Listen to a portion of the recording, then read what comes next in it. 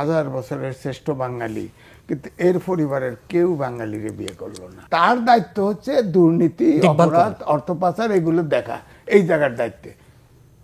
হেতে মাগার হে এবং তার বোন ফ্ল্যাট নিয়ে দিছে। অপরাধ করে পার পেয়ে যাওয়া এটা খুব সহজ ব্যাপার বলে আমার কাছে মনে হয় না। টিউলিপ সিদ্দিককে নিয়ে গত ৩-৪ দিন ধরে আলোচনা, এবার খবরে বেরিয়েছে যে টিউলিপের বিকল্প খুঁজছে লেবার পার্টি এবং এটি বরাদ দিয়েছে দ্য সানডে টাইমসের প্রতিবেদন। এই জায়গাটিতে কি বলবে এবং তার পরিবার? দুঃখ লাগে, আমরা আগে বলতে শুনেছি হাজার বছরের শ্রেষ্ঠ বাঙালি, কিন্তু এর পরিবারের কেউ বাঙালিরে বিয়ে করলো না।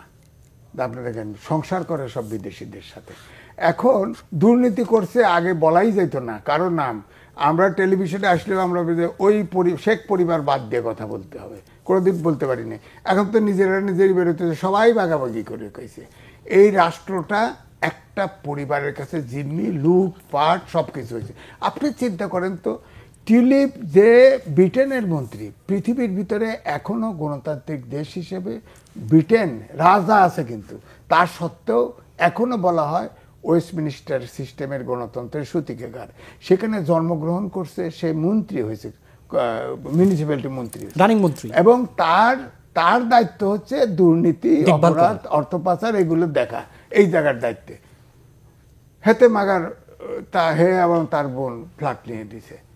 বাঙালি এক ব্যবসায়ী 350 তার ফ্ল্যাট আছে, ওখান থেকে নিয়ে। এবং আজকে বেরিয়েছে তার চাচির বিরুদ্ধে কোনো এক দেশের নাগরিকত্ব সবার সাথে।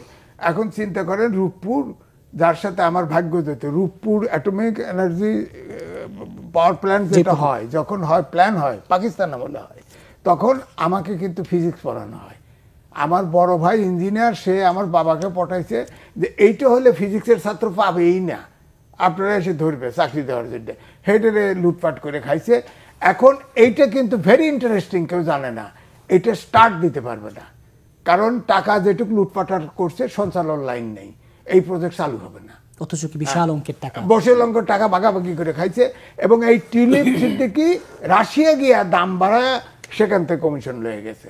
তো সুতরাং এখন বাংলাদেশ না তো চাপাবাজি করে করা যাবে। এখন তো তদন্ত হচ্ছে, এবং সে তো নিচে যে 2টা ফ্ল্যাট যে ডোনেশন নিছে, এতে কোনো সন্দেহ নাই। ডোনেশন তো মাংনামাংনি দেয় নাই, সে বাংলাদেশের লোক তো দিছে, ব্রিটেনের কেউ তো দেয় নাই। তো সুতরাং তার তো প্রফিটে, এটা তো তদন্ত হচ্ছে এবং সে ধরা পড়বে।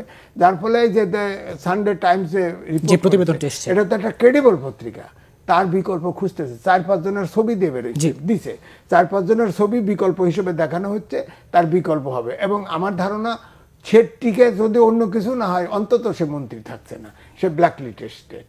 হ্যাঁ জি, ইমেজুয়ালি এই শুতে যে টিউলিপ সিদ্দিকী এখনো কিভাবে থাকেন ব্রিটেনের ক্যাবিনেটে। এই যে পরিবারটার কথা বললো, শেখ হাসিনার যে পরিবারটা আর কি, এই কাহিনীগুলো তো আমরা দেশবাসীও দেখতেছি, আমরাও দেখতেছি পত্রপত্রিকা, এবং যেগুলো বহুল প্রচারিত আন্তর্জাতিক গণমাধ্যম, সেগুলো তো এই নিউজগুলো আসতেছে। এই পরিবারটা অ্যাকচুয়ালি একেবারে দুর্নীতিতে শুধু আকণ্ঠ না, এটা একটা এরা একটা মাফিয়াতন্ত্র কায়েম করেছিল। জাতীয়ভাবেও শুধু না, আন্তর্জাতিকভাবেও একটা মাফিয়াতন্ত্র কায়েম করেছিল।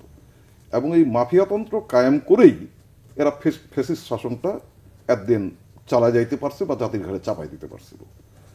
এখন টিউলিপের, আমি বিশ্বাস করি যে টিউলিপ ব্রিটেন একটা গণতান্ত্রিক রাষ্ট্র, ওখানে জবাবদিহিতা আছে।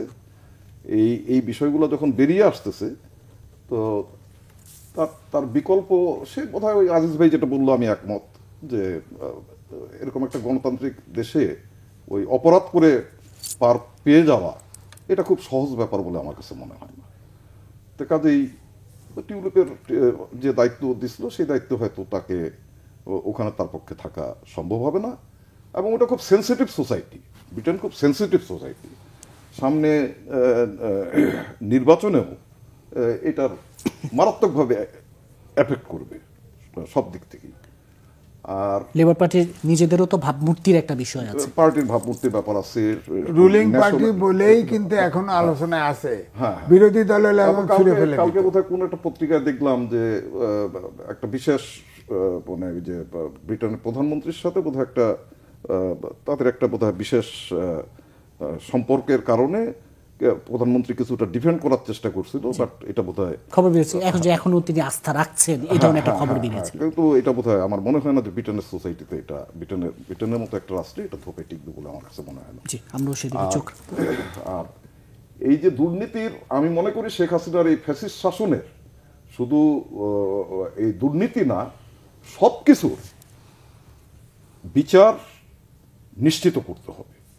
এই বিচার নিশ্চিত না করলে আবার এরকম মাফিয়াতন্ত্র, ফ্যাসিজম উৎসাহিত হবে ভবিষ্যতে। এটা যেন না হয়, এজন্য বিচারটাকে নিশ্চিত করতে হবে।